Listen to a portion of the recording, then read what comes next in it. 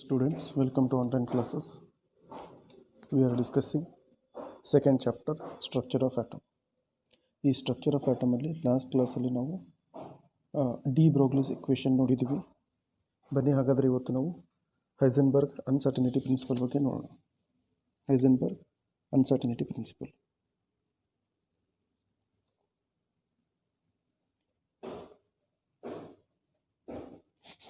ಹೈಸೆನ್ಬರ್ಗ್ಸ್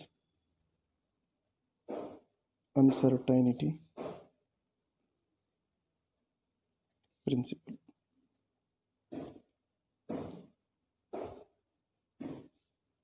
ಮುಖ್ಯವಾಗಿ ಇದು ಏನನ್ನು ಡಿಸ್ಕಸ್ ಮಾಡುತ್ತೆ ಅನ್ನೋದ್ರ ಬಗ್ಗೆ ನಾವು ಡೀಟೇಲ್ ಆಗಿ ತಿಳಿಯೋದಕ್ಕೆ ಪ್ರಯತ್ನ ಮಾಡೋಣ. ಓಕೆನಾ? ಬನ್ನಿ ಒನ್ ಬೈ ಒನ್ ನೋಡ್ಕೊತ ಹೋಗೋಣ. ಮೊದಲನೇದಾಗಿ ಹೈಸೆನ್ಬರ್ಗ್ ಏನಪ್ಪ ಇಲ್ಲಿ ಹೇಳಕ್ಕೆ ಇಷ್ಟಪಟ್ಟ ಅಂದರೆ, ಈ ಅನ್ಸರ್ಟನಿಟಿ ಪ್ರಿನ್ಸಿಪಲ್ ಬಂದು ಏನು ಹೇಳ್ತಪ್ಪ ಅಂದರೆ, it is impossible to determine simultaneously the exact position and exact momentum of a moving microscopic particles. ಅಂದರೆ ಇವನು ಡಿ ಬ್ರೋಗ್ಲಿ ಇಕ್ವೇಷನನ್ನು ರೆಫರೆನ್ಸಲ್ಲಿ ತೊಗೊಂಡು ಏನು ಹೇಳ್ತಾನಪ್ಪ ಅಂದರೆ, ನಮಗೆ ಇದು ಸಾಧ್ಯನೇ ಆಗಲ್ಲ ಎರಡನ್ನೂ ಒಟ್ಟಿಗೆ ಕಂಡುಹಿಡಲಿಕ್ಕೆ. ಏನನ್ನು ಕಂಡುಹಿಡಲಿಕ್ಕೆ? ಯಾವುದೇ ಒಂದು ಮೂವಿಂಗ್ ಪಾರ್ಟಿಕಲ್, ಮೈಕ್ರೋಸ್ಕೋಪಿಕ್ ಪಾರ್ಟಿಕಲ್ ಅಂದರೆ ಚಾರ್ಜ್ ಪಾರ್ಟಿಕಲ್ದು ಎಕ್ಸಾಕ್ಟ್ ಪೊಸಿಷನ್ನು ಮತ್ತು ಅದರದ್ದು ಆ ಪೊಸಿಷನಲ್ಲಿ ಅದರ ಎಕ್ಸಾಕ್ಟ್ ಮೊಮೆಂಟಮ್ ಎಷ್ಟು ಅಂತ, ಎರಡರಲ್ಲಿ ಯಾವುದಾದ್ರೂ ಒಂದು ಕಂಡುಹಿಡಿಬೋದು. ಒಂದು ಪೊಸಿಷನ್ ಆದರೂ ಕಂಡುಹಿಡಿಬೋದು ಎಕ್ಸಾಕ್ಟು, ಇಲ್ಲ ಅಂದರೆ ಅದರದ್ದು ಮೊಮೆಂಟಮ್ ಆದರೂ ಕಂಡುಹಿಡಿಬಹುದು ಅಂತ ಹೇಳಿದ್ದು. ಇದಕ್ಕೆ ನಾವೇನಂತ ಕರಿತೀವಿ ಅಂದರೆ ಹೈಸೆನ್ಬರ್ಗ್ ಅನ್ಸರ್ಟನಿಟಿ ಪ್ರಿನ್ಸಿಪಲ್ ಅಂತ ಕರಿತೀವಿ. ಇದರ ಸ್ಟೇಟ್ಮೆಂಟು ಇಷ್ಟಿದೆ. ಎಕ್ಸಾಮಲ್ಲಿ ಕೇಳಿದ್ರೆ ನಿಮಗೆ ಬರಬೇಕು. ಹೌದಾ? ಏನು ಹೇಳ್ತಾನೆ ನೋಡಿ. It is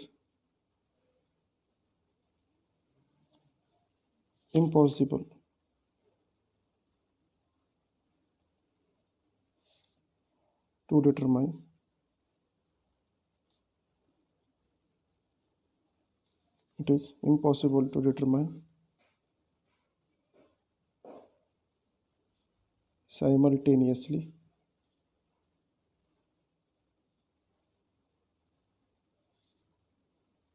the exact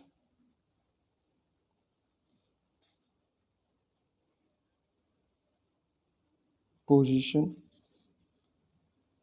and exact momentum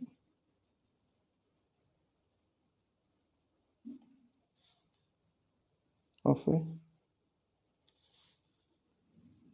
moving microscopic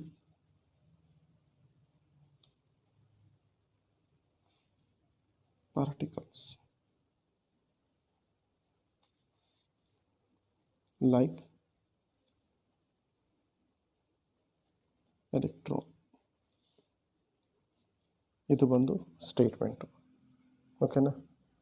ಇದನ್ನು ಮ್ಯಾಥಮೆಟಿಕಲ್ ರೀಪ್ರೆಸೆಂಟೇಷನ್ ಹೇಗೆ ಮಾಡ್ತೀವಿ ನೋಡಿ. Mathematically it is represented by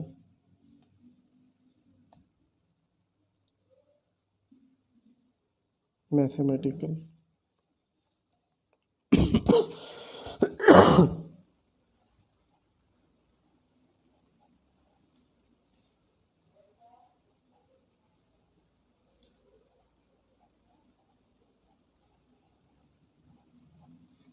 represented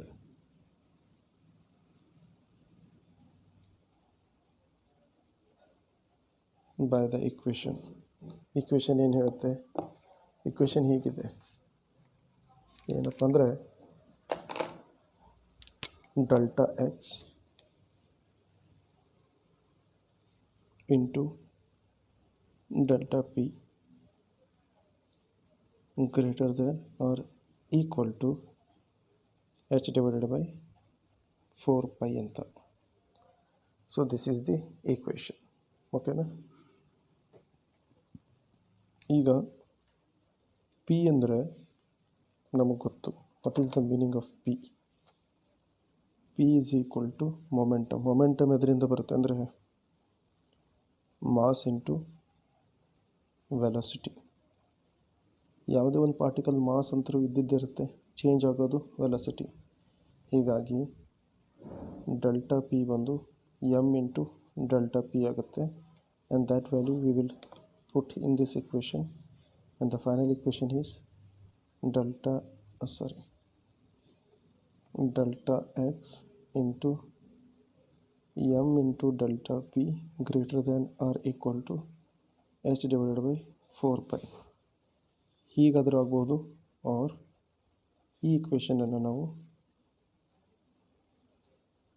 delta X into ಇಲ್ಲಿ ವಿ ಬರಿಬೇಕಿತ್ತು, delta V greater than or equal to H divided by 4 pi into M ಕೂಡ ಆಗಬಹುದು. So this is the equation for the Heisenberg uncertainty principle. So ಇವನು de Broglie's ಇಕ್ವೇಷನ್ಗಳ ಪರಿಣಾಮಗಳ ಮೇಲೆ dual behaviour of matter ಅದನ್ನು ಅವನೇನು ಮಾಡೋಕ್ಕೆ ಪ್ರಯತ್ನ ಪಟ್ಟ ಅಂದರೆ dual behaviour of matter and radius ಅದರ ಕಾನ್ಸಿಕ್ವೆನ್ಸಸ್ಸನ್ನು ಅವನು ಇಕ್ವೇಷನ್ ರೂಪದಲ್ಲಿ ಇದು ಮಾಡ್ದ. ಓಕೆನಾ, ಬನ್ನಿ ಹಾಗಾದರೆ ಇಲ್ಲಿ ಯಾವ್ಯಾವು ಏನನ್ನು ರೀಪ್ರೆಸೆಂಟ್ ಮಾಡುತ್ತೆ ಅಂತ ನೋಡೋಣ. ಡೆಲ್ಟಾ ಎಕ್ಸ್ ಬಂದು ಈಸ್ ಅನ್ಸರ್ಟೈನ್ ಪೊಸಿಷನ್ ಅಂದರೆ ಅನ್ಸರ್ಟನಿಟಿ ಇನ್ ಪೊಸಿಷನ್ ಬಗ್ಗೆ ರೀಪ್ರೆಸೆಂಟ್ ಮಾಡುತ್ತೆ. So mainly it represent position. Okay, next delta P ಅಂದರೆ ಮೊಮೆಂಟಮ್ ಅಂತ ಕೂಡ ಕರಿತೀವಲ್ಲ. ಸೊ ಆರ್ ನಾವು ಹೀಗೂ ತೊಗೊಳ್ಳೋಣ, ಡೆಲ್ಟಾ ವಿ ಅಂತ ತೊಗೊಂಡ್ರೂ ಬರುತ್ತೆ. Okay, delta P or delta V is uncertainty in the momentum ಅಂತ ಕರೆಯೋಣ. ವಿ ಕೊಟ್ಟರೆ ವೆಲಾಸಿಟಿ ಅಂತ ತಿಳ್ಕೊಳ್ಳಿ, ಅದಕ್ಕಾಗಿ in the bracket or velocity ಅಂತ ಬರೀತಾ ಇದ್ದೀನಿ. ಪಿ ಕೊಟ್ಟರೆ ಮೊಮೆಂಟಮು, ವಿ ಕೊಟ್ಟರೆ ವೆಲಾಸಿಟಿ. ಓಕೆನಾ, ಸೊ ಈ ರೀತಿಯಾಗಿರುತ್ತೆ. You know what is the meaning of M H ಇವೆಲ್ಲ ನಿಮ್ಗೆ ಗೊತ್ತು. If the position of electron is known with a high degree of accuracy, then velocity of the electron will be uncertain. ಅಂದರೆ ನಿಮಗೂ ಅದರದ್ದು exact degree of accuracy of ಎಲೆಕ್ಟ್ರಾನ್ದು position ಗೊತ್ತಿದ್ದರೆ ಅದರ velocity ಏನಿರುತ್ತೆ ಅಂದರೆ ಹೈಲಿ ಅನ್ಪ್ರಿಡಿಕ್ಟೇಬಲ್, ಅಂದರೆ ಅನ್ಸರ್ಟನಿಟಿ ಇರುತ್ತೆ ಜಾಸ್ತಿ, ಅಂದರೆ ಪರ್ಟಿಕ್ಯುಲರಾಗಿ ಅಷ್ಟೇ ಅಂತಿರಲ್ಲ, there is a lot of variation ಇರುತ್ತೆ ಅಂತ ಅರ್ಥ. ಓಕೆ, ಒಂದನ್ನು ಕಂಡುಹಿಡಿಬೋದು, ಒಂದನ್ನು ಕಂಡುಹಿಡಲಿಕ್ಕೆ ಆಗಲ್ಲ. ಅದಕ್ಕಾಗಿ ಇದೊಂದು ಪಾಯಿಂಟ್ ನಾನು ಕೆಳಗಡೆ ಮೆನ್ಷನ್ ಮಾಡಲಿಕ್ಕೆ ಇಷ್ಟಪಡ್ತೀನಿ. ಏನಂತ ಬರೀತೀನಪ್ಪ ಅಂದರೆ, if the position of the electron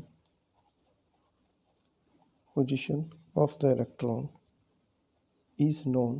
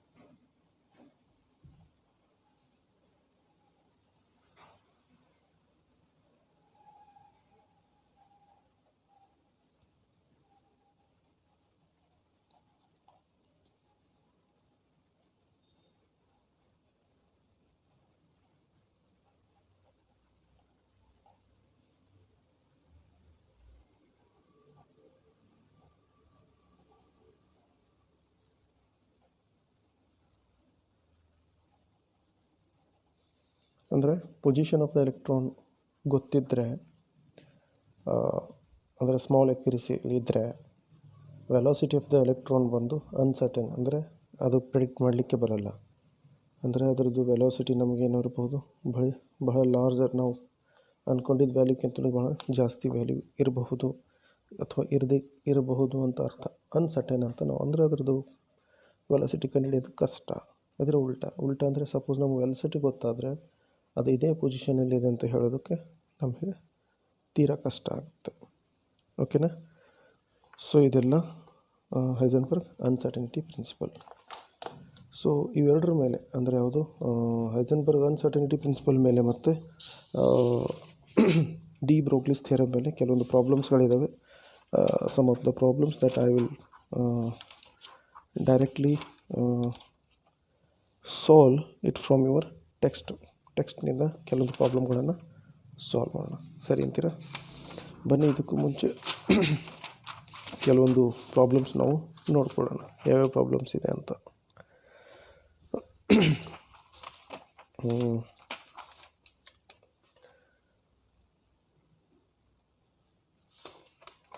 One second, I will take some problems.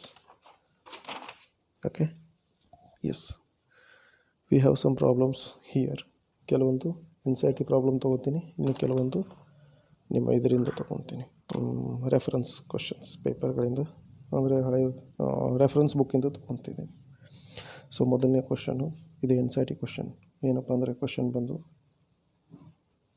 ಇದು ಪ್ರಾಬ್ಲಮ್ ಯಾವುದ್ರ ಮೇಲಿದೆ ಅಂದರೆ ನಮ್ಮ Heisenberg uncertainty principle, de Broglie's equations ಇರುತ್ತಲ್ಲ, ಅದರ ಮೇಲಿದ್ದ ಪ್ರಾಬ್ಲಮ್ಸ್ ನಾವು ತೊಗೊಂಡು ಕೆಲವೊಂದು ಸಾಲ್ವ್ ಮಾಡೋಣ. ಇನ್ನು ಮಿಕ್ಕಿದ ಕೆಲವನ್ನು ನಾವೇನು ಮಾಡೋಣ ಅಂದರೆ ನಮ್ಮ ಹೈಸೆನ್ಬರ್ಗ್ ಅನ್ಸರ್ಟನಿಟಿ ಪ್ರಿನ್ಸಿಪಲಿಂದನೂ ಕೂಡ ಸಾಲ್ವ್ ಮಾಡಿದರೆ ಆಯಿತು. Okay, so moreover it is a combination of those two types of problems. Okay, ಮೊದಲನೇದು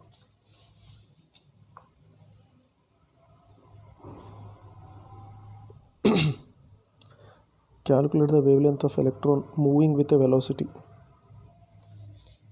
ಕ್ವಶನ್ ಈ ರೀತಿ ಇದೆ: calculate the wavelength of an electron moving with velocity of 2.05 into 10 to the power 7 meter per second. ಈ ರೀತಿಯಾದಂಥ question ಇದೆ. ಇದಕ್ಕೆ ಹೇಗೆ solve ಮಾಡ್ತೀರಿ? ಮೊದಲನೇದಾಗಿ ಕ್ವಶನನ್ನು ಸರಿಯಾಗಿ ತಿಳ್ಕೊಳ್ಳೋಣ. Calculate the wavelength of a ಎಲೆಕ್ಟ್ರಾನ್ದು ವೇವ್ಲೆಂತ್ ಕಂಡುಹಿಡೀರಿ. ಅದು ಯಾವಾಗ? If it is in a moving with a velocity. Calculate the wavelength, ಅದರ ವೆಲಾಸಿಟಿ ಕೊಟ್ಟಿದ್ದಾನೆ. ಓಕೆನಾ? So what is the formula here? Formula ಬಂದು ನೋಡಿ, ಭಾಳ ಸಿಂಪಲ್ ಆದಂಥ ಪ್ರಾಬ್ಲಮ್ ಇಲ್ಲವು ಬಳಸ್ಕೊಂಡು ಡಿ ಬ್ರೋಗ್ಲಿಸ್ ವೇವ್ಲೆಂತ್ ಫಾರ್ಮುಲಾ ಬಳಸ್ಕೊಂಡ್ರೆ ಹಾಗಾದರೆ ಇದನ್ನು ಸಾಲ್ವ್ ಹೇಗೆ ಮಾಡೋದು ಅಂತ ನೋಡೋಣ. ಮೊದಲನೇದಾಗಿ calculate the wavelength of electron moving with a velocity.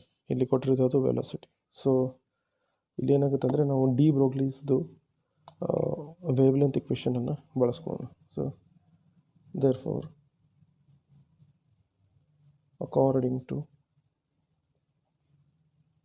de Broglie's wavelength,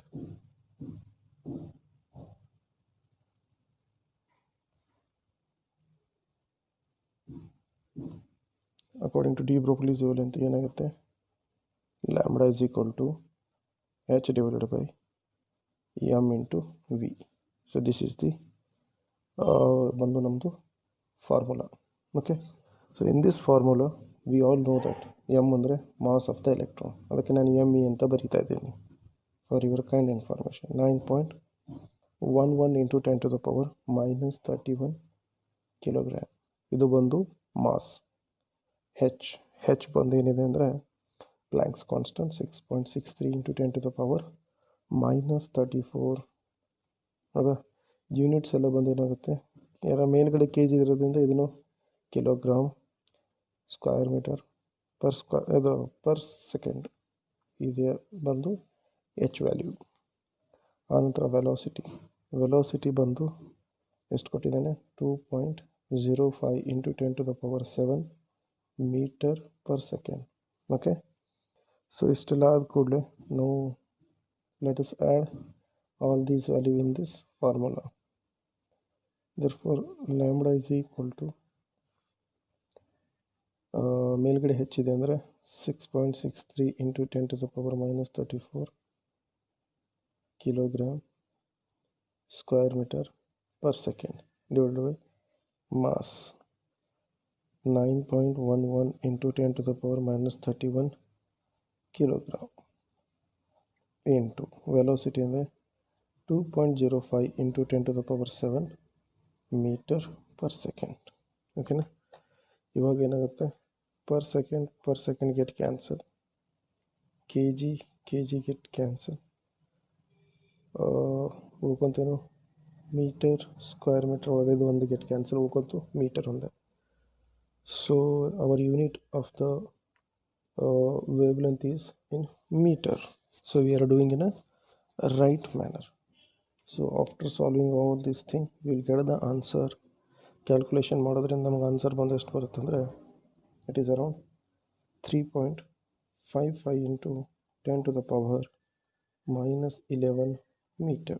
okay, ನೀವು ಬೇಕಾದರೆ ಇದಕ್ಕೆ 10 to the power 2 minus 2 ಮಾಡಿಕೊಂಡು ನ್ಯಾನೋಮೀಟ್ರಲ್ಲೂ ಕೂಡ ಮಾಡ್ಕೋಬೋದು. that it left to you. So this is the solution for the above question. ಇನ್ನೊಂದು ಇದೇ ರೀತಿಯಾದಂಥ ಪ್ರಾಬ್ಲಮನ್ನು ನೋಡೋಣ. I will take another NCERT problem ಇನ್ನೊಂದಿದೆ. ಇಲ್ಲೇನು ಕೇಳಿದಾನೆ ಅಂದರೆ, ಕ್ಯಾಲ್ಕುಲೇಟ್ ದ, ಇದನ್ನು ಸೇಮ್ ಥರ question, if the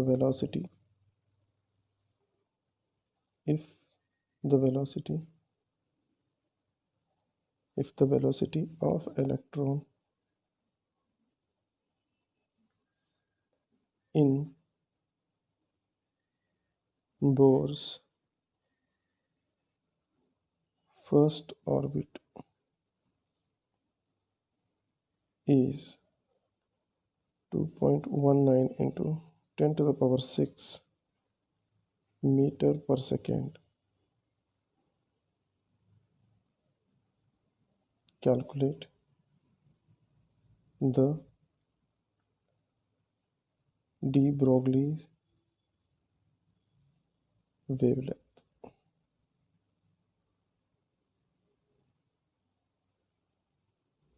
Associated with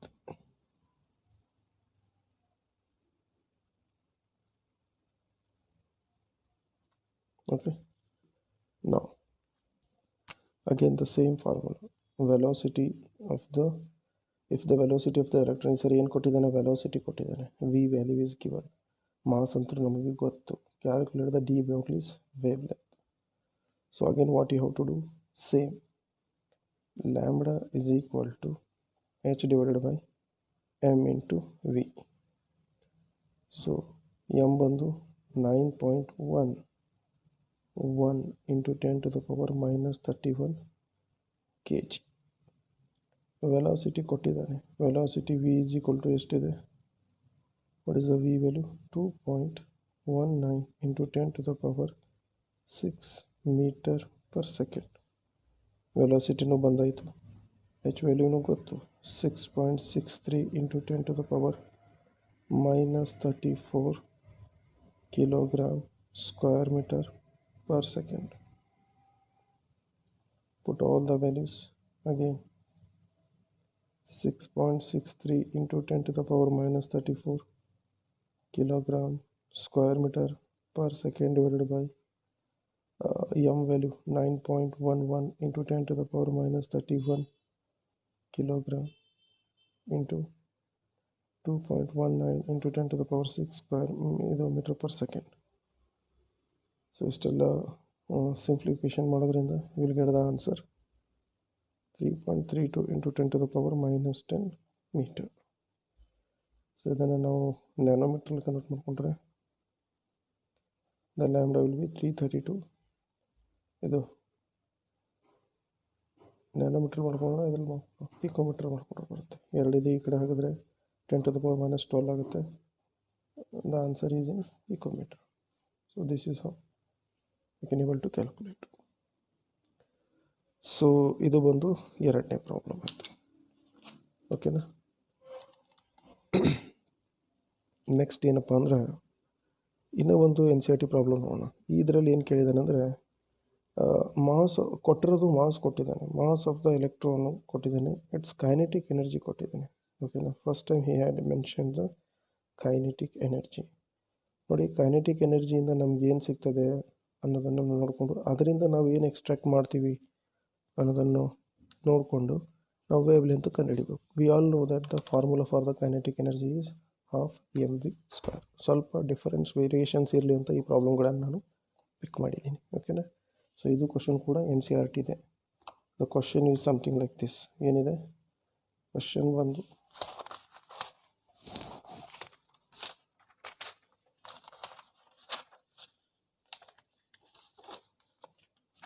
I'll write the question here. Question is mass of the electron. Mass of the question is mass of the electron. Mass of the electron is to 9.11 into 10 to the power minus 31 kilogram. If its kinetic energy is, kinetic energy ಕೊಟ್ಟಿದ್ದಾನೆ ಮೊದಲನೇ ಬಾರಿಗೆ 3.0 into 10 to the power minus 35 joule. Calculate wavelength. Calculate wavelength. ನೋಡಿ, ಕ್ವಶನಲ್ಲಿ ಏನೇನು ಕೊಟ್ಟಿದ್ದಾನೆ ನೀವು ಮೊದಲು ಅರ್ಥ ಮಾಡ್ಕೋಬೇಕಾಗಿದೆ. ಕ್ವಶನಲ್ಲಿ ಕೊಟ್ಟಿರೋದು mass of the electron, mass of the electron. Next kinetic energy. Calculate ಮಾಡೋಂತಿರೋದು ವೇವ್ ಲೆಂತ್. ಕರೆಕ್ಟಾ. ನಮಗೆಲ್ಲ ಗೊತ್ತು what is the formula for kinetic energy. Kinetic energy is equal to half M V square. ನಾವು ಇದರಿಂದ ಏನು ತೆಗಿತೀವಿ ಅಂದರೆ ನಮ್ಗೆ ವೆಲಾಸಿಟಿ ಇದೆ. ವೆಲಾಸಿಟಿಯಿಂದ ನಾವು ಏನು ಕಂಡುಹಿಡಿಬೋದು, ವೇವ್ ಲೆಂತನ್ನು ಕಂಡುಹಿಡಿಬೋದು. ಅದಕ್ಕಾಗಿ ಈ ವೆಲಾಸಿಟಿ ನಾವು ಕಂಡುಹಿಡಿಬೇಕಂದ್ರೆ ಈ ಕೈನೆಟಿಕ್ ಎನರ್ಜಿ ಕೊಟ್ಟಿದ್ದಾನೆ, that value put insert here, everything is kept that side. After solving we will get the velocity. Anantara we will apply the relationship between the velocity and wavelength. Erradana apply madidre we will get the answer. Okay. So that is the way we will find out the solution for this kind of question. Andre alli de Broglie's equation hachidre ಆಯ್ತು. Okay. ಮೊದಲನೇದಾಗಿ ಕೊಟ್ಟಿರೋದನ್ನೆಲ್ಲ ಕರೆಕ್ಟಾಗಿ ಬರ್ಕೊ. ಏನೇನು ಕೊಟ್ಟಿದ್ದಾನೆ? Half mv² value ಕೊಟ್ಟಿದ್ದಾನೆ. What is the half mv² value? Half mv² value ಬಂದು ಏನಿದೆ ಕ್ವಶನಲ್ಲಿ, it is 3.0 into 10 to the power minus 25 joules. ಕರೆಕ್ಟಾ. ಆನಂತರ ಇದಕ್ಕೆ ಮತ್ತೇನು ಮಾಡ್ತೀವಿ ನಾವು,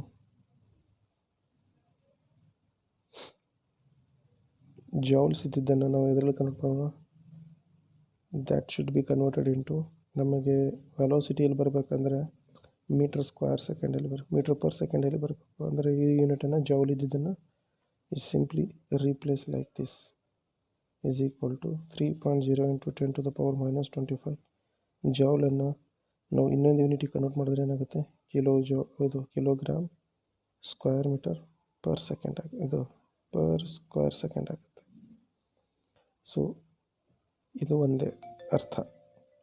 ಓಕೆ. ನೆಕ್ಸ್ಟು ಇಷ್ಟಾದ ಕೂಡಲೇ ನಾವೇನು ಮಾಡೋಣ, ಮಾಸ್ ಅಂತೂ ನಮಗೆಲ್ರಿಗೂ ಗೊತ್ತಿದ್ದಿದ್ದೇ ಇದೆ. ಓಕೆ. ಸೊ ಮಾಸ್ ವ್ಯಾಲ್ಯೂ ಹಾಕ್ಕೊಂಬಿಟ್ಟು simply we will put the value this side and we will find out the velocity. So v square is equal to 3.0 into 10 to the power minus 25 kilogram square meter into per square second. Okay, ಆನಂತರ ಕೆಳಗಡೆ mass ಇದೆ. That mass value, what is the mass of electron? 3.0 into 10 to the power 25 kilogram into square meter per square second divided by 9.11 into 10 to the power minus 31 kilogram. ಓಕೆನಾ? ಈ kilogram get cancel. So after simplifying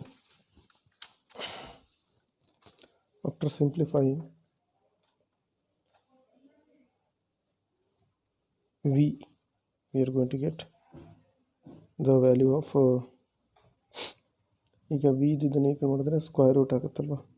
so ಅದನ್ನು ಏನು ಮಾಡ್ತೀರಿ ನೀವು, ಇಲ್ಲಿ into 2 ಬರಲಿಕ್ಕೆ ಮರ್ತು ಹೋಗಿದ್ದೀನಿ ನೋಡಿ. ಐ ಆಮ್ ಸಾರಿ, ಇಂಟು 2 ಬರಬೇಕು, ಯಾಕಂದರೆ ಹಾಫ್ ಇದು ಮೇಲ್ಗಡೆ ಹೋಗುತ್ತಲ್ಲ. So 2 into 3 into 10 to the power minus 25 square meter per square second divided by 9.11 into 10 to the power minus 31 to the power 1/2 ಆಯಿತು ಸ್ಕ್ವೇರ್ ರೂಟ್. ಹೌದಾ? ಇದರದ್ದು ಅದು ಮಾಡಿದ್ರೆ ಮೀಟರ್ ಸ್ಕ್ವೇರ್ ಆಗುತ್ತಲ್ಲ, ಅದು ಮೀಟರ್, ಇದು minus one, metre per second ಆಗುತ್ತೆ. So after doing all these things we get the answer 812 meter per second. So we got the velocity value. Put this velocity value in the de Broglie's equation, h divided by m into v. So again h andre ಏನಪ್ಪ 6.626 into 10 to the power minus 34 joule second ಆಗುತ್ತೆ. Divided mass ಅಂದರೆ 9.11 into 10 to the power minus 31 kg into velocity ಬಂದು 812 metre per second. Okay, again joule value ಬಂದು ಏನಿದೆ, kilogram square metre per second ಇವೆಲ್ಲ ಬರುತ್ತಲ್ಲ. So ಎಲ್ಲವೂ ಕಟ್ಟಾಗಿ ಉಳ್ಕೊಳ್ಳುತ್ತೇನೋ ಕೇವಲ ಮೀಟ್ರ್ ಉಳ್ಕೊಳ್ಳುತ್ತೆ. So lambda will be our answer. ಎಷ್ಟು ಬರುತ್ತಪ್ಪ ಅಂದರೆ 8967 into 10 to the power minus 10 metre ಬರುತ್ತೆ. ಅದನ್ನು ನಾವು ಈ ರೀತಿಯೂ ಬರಿಬಹುದು, ಯಂಗ್ಸ್ಟ್ರೋನ್ ಅಂತ ಬರಿಬಹುದು. Okay, so this is how we can call it as, this is how we can solve the problem. Okay, this is all about some of the few problems regarding the de Broglie's equation. ಕೆಲವೊಂದು Heisenberg uncertainty ಮೇಲಿದ್ದು ಒಂದೆರಡು problems ನೋಡೋಣ. ಮೊದಲನೇದಾಗಿ I will take the problem here. Question: calculate the uncertainty in the velocity. Calculate the uncertainty in the velocity of a wagon of mass 2000 kilogram whose position is known to an accuracy plus or minus 10 metre. ನಾನು ಆವಾಗಲೇ ಹೇಳಿದ್ದೀನಿ, size ದೊಡ್ಡದಿದ್ದರೆ ಅದರದ್ದು wave length ಕಡಿಮೆ ಇರುತ್ತೆ. ಅದರ velocity ನಾವು ಕೊಟ್ಟಿದ್ದಾನು. Calculate the uncertainty ಇಂದ velocity of a wagon ಅಂದರೆ ಒಂದು ವ್ಯಾನ್ ಇದೆ ಅಂತ ತಿಳ್ಕೊಳ್ಳಿ.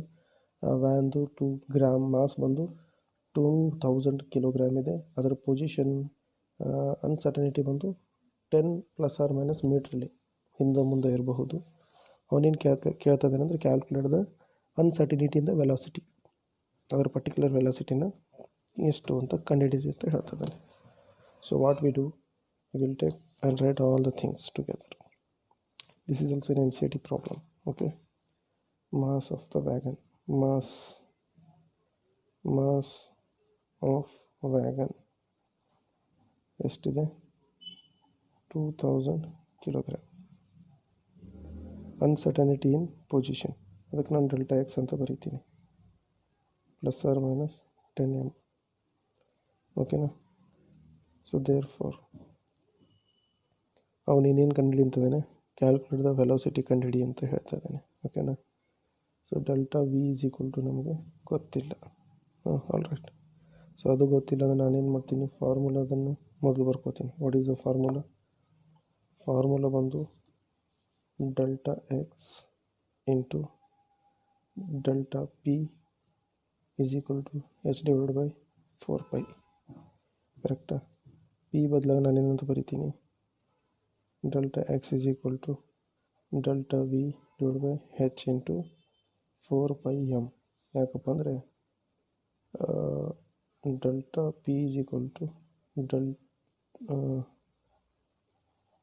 Mass into delta velocity. ಹೀಗೆ ಬರೀತೀವಿ, ಮಾಸ್ ಇಂಟು ವೆಲಾಸಿಟಿ. ಮಾಸ್ ಆದರೂ ಫಿಕ್ಸ್ ಇರುತ್ತೆ, ಬಟ್ ವೆಲಾಸಿಟಿ ಚೇಂಜ್ ಆಗ್ತಾ ಇರುತ್ತೆ, ಅದಕ್ಕಾಗಿ ಡೆಲ್ಟಾ ವಿ ಅಂತ ಬರೆದೆ. ಸೊ ಇವೆಲ್ಲವನ್ನು ನಾವು ಬರ್ಕೊಂಡ್ವಿ. Next what we do, will put all the values together. ನನಗೆ ಬೇಕಾಗಿರೋದು ಡೆಲ್ಟಾ ವಿ ವ್ಯಾಲ್ಯೂ ಎಲ್ಲವನ್ನು ಹಾಕಿಬಿಡಿ. ಎಚ್ ಬಂದರೆ 6.62, 6 × 10⁻³ -34 ಜೋಲ್ಸ್ ತೆಗೆದಾಕಿ kilogram square metre per second ಆಗುತ್ತೆ. ಆನಂತರ ಇದು ಬಂದು 4 ಇದ್ದಿದ್ದನ್ನು 4 ಬರೆದಿದ್ದೀನಿ, ಇದು 22/7 ಆಗುತ್ತೆ. 22/7 into 2000 kg into 10 metre. So ಎಲ್ಲವನ್ನು ಸಾಲ್ವ್ ಮಾಡಿದಾಗ we get the end answer. Delta V value ಎಷ್ಟು ಬರುತ್ತಪ್ಪ ಅಂದರೆ, the delta V value is, ಎಲ್ಲವನ್ನು ಸಾಲ್ವ್ ಮಾಡಿರಿ. ಸಾಲ್ವ್ ಮಾಡಿದಾಗ ನಮಗೆ ಆನ್ಸರ್ ಬರೋದು delta V value is equal to 2.636 into 10⁻39 metre per second. So ಈ ರೀತಿಯಾಗಿ ನಮಗೆ ಇದರ ವೆಲಾಸಿಟಿನ ಅಂದರೆ ಕಂಡುಹಿಡಿಬೋದು. Unknown velocity of a wagon can be determined. Okay.